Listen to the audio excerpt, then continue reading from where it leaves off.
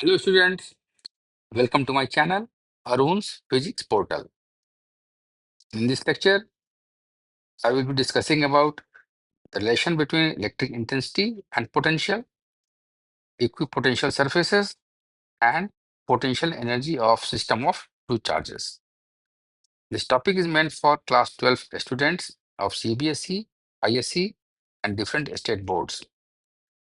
This will also be found useful for different competitive exams like NEET and JEE Mains. The complete note of the topic is given here for your convenience. I hope you enjoy going through it. Now let us come to the topic. So first, relation between electric intensity and potential at a point. Assume कीजिए we have 2 points A and B and there is a charge Q, plus Q. The charge plus Q, point A and point B lie in the same straight line. Since the point A is closer to the charge Q than the point B, so potential at the point A is greater than the potential at the point B. Assume कीजिए कि ए पर potential V plus delta V है और B पर potential V है. The points A and B are separated by a distance delta x. Okay. So what is VA minus VB? This is equal to V plus delta V. This is potential at the point A minus V. This is potential at the point B. So this is difference is equal to delta V. Now how do you define potential? Potential at any point is defined as the amount of work done in bringing a unit positive charge from infinity to that point. इस definition के हिसाब से VA क्या हुआ? VA is the amount of work done in bringing a unit positive charge from infinity to point A. And similarly, VB is the amount of work done in bringing a unit positive charge from infinity to point B. So VA minus VB is therefore equal to the amount of work done delta W in bringing a unit positive charge from point B to point A. That is delta W is equal to delta V. हमने अभी देखा है कि work done is equal to change in potential energy. Now, how do you define work? Work is defined as the dot product of force and displacement. ठीक है, and this is equal to Fs cos theta, जहाँ F force है, S displacement है और theta F और S का बीच का angle है. So if this is the direction of force and this is the direction of displacement, this angle is theta, then W equal to Fs cos theta. ठीक है, तो यहाँ फोर्स क्या है? वर्क डन जो निकालना है ये equal to force into displacement है. यहाँ फोर्स क्या है? यहाँ फोर्स है इलेक्ट्रिक यूनिट पॉजिटिव चार्ज पर लगने वाला force, and that is nothing but the electric intensity. This is how we define electric intensity. So in place of F, we have electric intensity E. In place of displacement S, we have delta X. Cos theta, देखिए force लग रहा है towards right, electric field दिशा left से right की ओर है. ठीक है, जो डिस्प्लेसमेंट है वो राइट से लेफ्ट की ओर है. So what is the angle between them? The angle between them is 180, isn't it? So theta is 180 degree and therefore cos of theta is -1. ठीक है, F dot S इसके लिए क्या हो जाएगा? This will be simply equal to minus P delta X, जो हमने यहाँ पर लिखा है. Okay, so we have delta W is equal to delta V and this is equal to minus E delta X. So equation 2 को हम लिख सकते हैं E equal to minus delta V upon delta X. In the limiting case, when delta X tends to 0, तब क्या होगा? B और A एक दूसरे से कॉन्साइड करेंगे और तब हम इक्वेशन 3 को लिख सकते हैं E equal to limit delta X tending to 0 minus delta V upon delta X. So this is equal to minus dv upon dx। इस क्वांटिटी को हम बोलते हैं पोटेंशियल ग्रेडियंट। सो इक्वेशन 4 से हम क्या देखते हैं कि इलेक्ट्रिक फील्ड और electric intensity at any point may be defined as the negative potential gradient at that point। क्योंकि ये पोटेंशियल है, इसका यूनिट क्या है, वोल्ट। ये डिस्टेंस है, यूनिट इज मीटर। तो ऐसा यूनिट ऑफ इलेक्ट्रिक फील्ड और electric intensity is volt per metre. Following points must be carefully noted. पहला क्या है, the direction of electric field is always along the direction of decreasing potential. हमने देखा है potential ए पर ज्यादा है, बी पर पोटेंशियल कम है, तो डायरेक्शन क्या है इलेक्ट्रिक फील्ड का, ए से बी की ओर। Although electric potential is a scalar quantity, the potential gradient is a vector quantity. क्योंकि इलेक्ट्रिक फील्ड में डायरेक्शन भी है और मैग्नीट्यूड भी है। यदि हम मान लें कि पोटेंशियल जो है फंक्शन है एक्स वाई जेड कोऑर्डिनेट का, that is we express v as a function of X Y Z, तो इलेक्ट्रिक फील्ड कैसे होगा, E will be equal to E X I plus E Y J plus E Z K, where Ex is defined as minus delta V upon delta x. So this is the partial derivative of V with respect to x. Ey will be minus delta V upon delta y. So that is partial derivative of V with respect to y. And Ez is minus delta V upon delta z.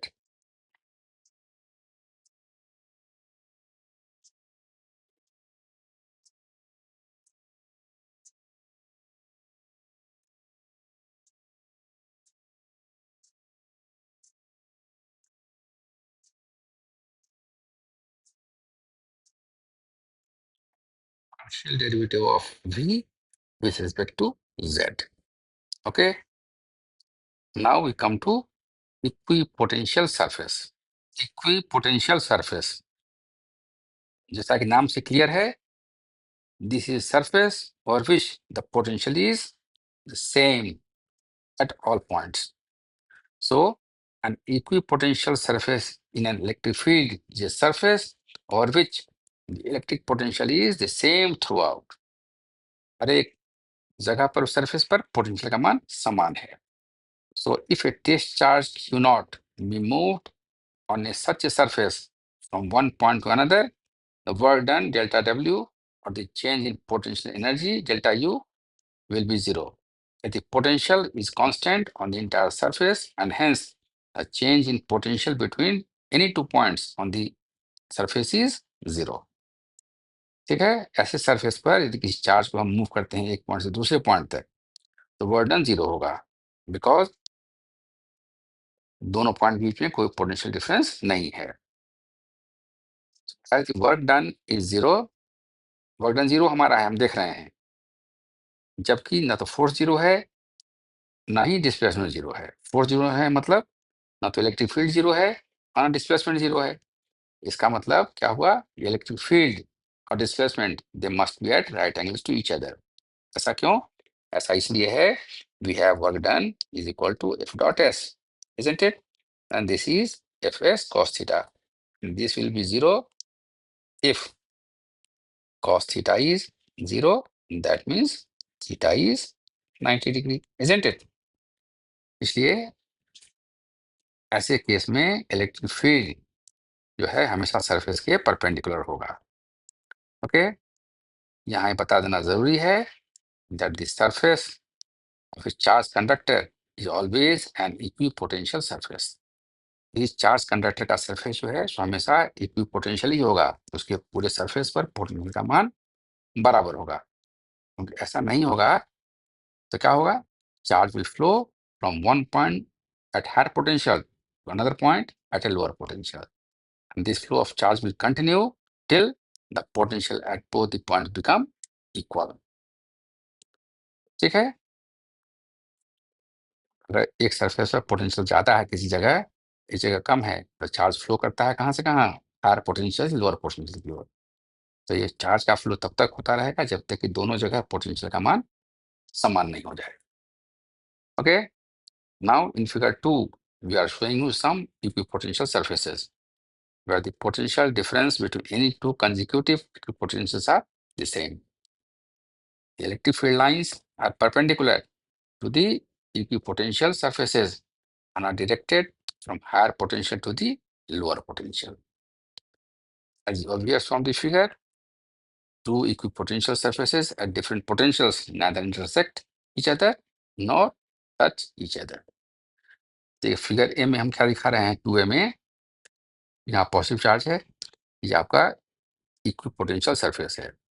जैसे दूर जाएंगे इस charge से potential धीरे धीरे क्या होगा, potential धीरे धीरे घटता जाएगा आगे की ओर।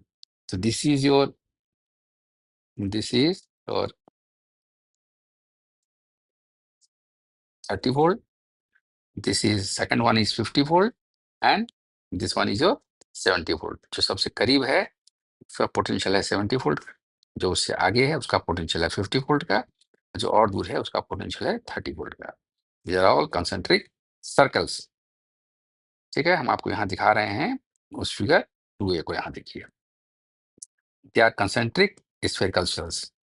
स्ट्रॉन्ग मैग्नेटिक फील्ड में क्या होगा, the potential surfaces are closer as more work is done for a small displacement of the test charge। इस टेस्ट चार्ज को एक पॉइंट से दूसरे पॉइंट तक ले जाने के लिए ज्यादा काम करना पड़ेगा, and therefore they will be closer. अगर इलेक्ट्रिक फील्ड स्ट्रांग है तो equipotential surfaces will be closer. Figure 2 भी जो हमने दिखाया आपको ऊपर, उसको यहाँ पर हम फिर से ड्रॉ करके बता रहे हैं आपको। In this figure 2b we are showing you the field lines and equipotential surfaces due to an electric dipole. ये देखिए डाइपोल का नेगेटिव चार्ज यहाँ है और ये है पॉजिटिव चार्ज। डाइपोल में कैसे मूव होता है electric lines of force, they start from the positive charge and and on the negative charge. ये हम दिखा रहे हैं आपको पिंक कलर में। ये पॉजिटिव से निकल रहा है और देखिए ये नेगेटिव में जाके एंड हो रहा है। ठीक है, like this, and these are in blue colour, they are the equipotential surfaces. यहाँ देखिए ये दूरी थोड़ी ज्यादा है, यहाँ पर है ना, यहाँ दूरी कम है, यहाँ दूरी ज्यादा है। यहाँ पर भी देखिए दूरी ज्यादा है। ऐसा क्यों, क्योंकि यहाँ पर फील्ड जैसे जैसे हम चार्ज से दूर जाएंगे फील्ड का मान धीरे धीरे कम होता जाएगा। So distance here is larger than compare to the nearer places here. Figure 2c में देखिए हम दिखा रहे हैं equipotentials due to two equal positive charges. ये भी चार्ज पॉजिटिव है, ये भी चार्ज पॉजिटिव है, और दोनों के कारण हमारा इक्विपोटेंशियल सरफेस जो है सो सर्कुलर है। यहाँ लग रहा है बीच में देखने पर कि दोनों एक दूसरे को इंटरसेक्ट करते हैं, जबकि ऐसी बात नहीं है, ना तो ये टच कर रहे हैं ना ये दूसरे को इंटरसेक्ट करते हैं। है क्या वास्तव में, दे लुक लाइक और they their shape resembles the digit 8। 8 के शेप में ये है, इंग्लिश का 8 है ना, लिखते हैं हम लोग 8 इंग्लिश का, उसी के शेप में ये है। In figure 2d the equipotential surfaces due to a uniform electric field along x-axis are shown, which are parallel to the yz plane। Electric field आपका एक दिशा में है और ये yz प्लेन के परपेंडिकुलर है, जो इक्विपोटेंशियल सरफेसेस हैं। Okay, the potential energy of the system of two charges. Assume कीजिए कि we have two charges q1 and q2 at distance r apart so that they do not exert any force on one another। Distance r इतना ज्यादा है कि उनके बीच में कोई force नहीं लग रहा है। Okay, then the potential energy of the system of the point charge will be zero in this case. यदि एक चार्ज को हम फिक्स रखें और दूसरे को पहले की ओर ले जाएं तो work is done against the repulsive force. तो ये जो वर्क डन होगा वो सिस्टम ऑफ चार्जेस में स्टोर होगा as their electrostatic potential energy. ठीक है, यदि दो चार्जेस जो हैं Q1 Q2 इन्फिनाइट डिस्टेंस पर हैं एक दूसरे से, तो दोनों के बीच में कोई फोर्स नहीं लगेगा। क्यों नहीं लगेगा? क्योंकि force between two charges follow Coulomb's law, जो ये कहता है कि फोर्स जो है वेरी करता है एज 1/r²। तो डिस्टेंस अगर इन्फिनाइट है, force is 0। So in that case, there will be no force between the two charges, and therefore the potential energy of the system will be 0. यदि हम एक चार्ज को fix रखें और दूसरे को इन्फिनिटी से पहले की ओर ले जाएं, तो work is done against the repulsive force. क्यों रिपल्सिव फोर्स? क्योंकि दोनों पॉजिटिव चार्जेस हमारे हैं। तो ये जो वर्क डन होगा, that will be stored in system of point charges as their electrostatic potential energy. मान लीजिए कि एक चार्ज हमारा Q1 है पॉइंट ए पर, दूसरा चार्ज है Q2 at the point B, दोनों के बीच में दूरी है r, and therefore the potential at the point B due to charge Q1 at A will be V equal to 1 upon 4 pi epsilon naught Q1 upon R. ठीक है? How do you define potential? This is the amount of work done in bringing a unit positive charge from infinity to that point. तो ये जो बता रहे हैं हम potential है बी पॉइंट पर, इसका मतलब हुआ इन्फिनिटी से बी पॉइंट तक यूनिट पॉजिटिव चार्ज को लाने में इतना वर्क डन होगा। If I bring a charge Q2 from infinity to the point B, then work done will be equal to how much? This will be equal to V into Q2. This is 1 upon 4 pi epsilon naught Q1 Q2 upon R. ठीक है? V हुआ work done for bringing a unit positive charge. ठीक है ना? तो Q2 charge को हमने displace किया है इन्फिनिटी से पी पॉइंट में लाया है हमने, तो work done is V into Q2। So this is equal to 1 upon 4 pi epsilon naught Q1 Q2 upon R. Okay? So this is the potential energy of the charge Q2 at B given by equation 6. This is 1 upon 4 pi epsilon naught Q1 Q2 upon R. मान लीजिए कि कई point charges हैं Q1 Q2 Q3, और किसी charge Q से वो R1 R2 R3 दूरी पर हैं। तो ये मान लो Q है, ये आपका Q1 है, यहाँ चार्ज Q2 है, यहाँ चार्ज Q3 है। ठीक है? ये डिस्टेंस है R1, ये डिस्टेंस है R2, ये डिस्टेंस है R3 एंड सो ऑन। ठीक है? तो the potential energy of the point charge Q, इसका कितना होगा पोटेंशियल एनर्जी? क्या होगा? ऐसे ऐसे जितने टर्म्स होंगे सबके सम के बराबर होगा। इसके कारण कितना होगा? 1/4 epsilon not Q1 Q upon R1। इसके कारण कितना होगा? 1/4 epsilon not Q Q2 upon R2, because of Q3 will be 1/4 epsilon naught Q Q3 upon R3 and so on। क्योंकि हम जानते हैं कि एनर्जी जो है सो स्केलर क्वांटिटी है, तो टोटल एनर्जी कितनी होगी?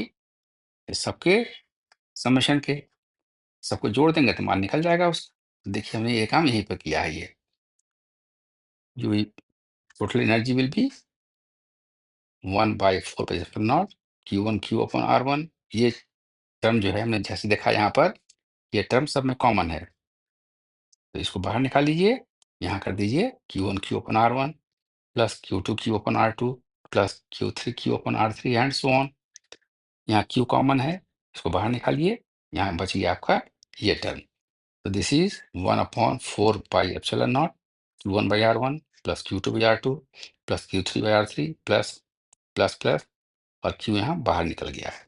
इसको लिख सकते हैं in the form of a summation. तो this is Q upon 4 pi epsilon naught summation over Qi upon Ri, where I varies from 1 to n, where n is the number of point charges. हम देखिए, the following inferences may be drawn from equation 6. For like charges, the product Q1 Q2 is positive. Hence, In a repulsive field, the potential energy of a charge is positive. ठीक है, unlike charge अगर है तो क्या होगा, product Q1 Q2 negative होगा. Hence, in an attractive field, the potential energy of a charge is negative. Field attractive है तो एनर्जी जो है, पोटेंशियल एनर्जी वो नेगेटिव है. फील्ड रिपल्सिव है तो पोटेंशियल एनर्जी पॉजिटिव है. फाइनल क्या देखिए, the electrostatic potential energy may be positive or negative, whereas the gravitational potential energy is always negative, as the gravitational field is always attractive and never repulsive. ठीक है, उन तीन चीजों को देखा इस डिस्कशन में. The relationship between electric intensity and potential, potential surface, and the potential energy of a system of two charges. Okay, I assume you like this presentation. यदि आपको मेरा यह प्रेजेंटेशन अच्छा लगा हो तो इसे लाइक करें, शेयर करें और मेरे चैनल को सब्सक्राइब करें. So thank you for watching. See you next time with some other topic of interest. Till then, goodbye.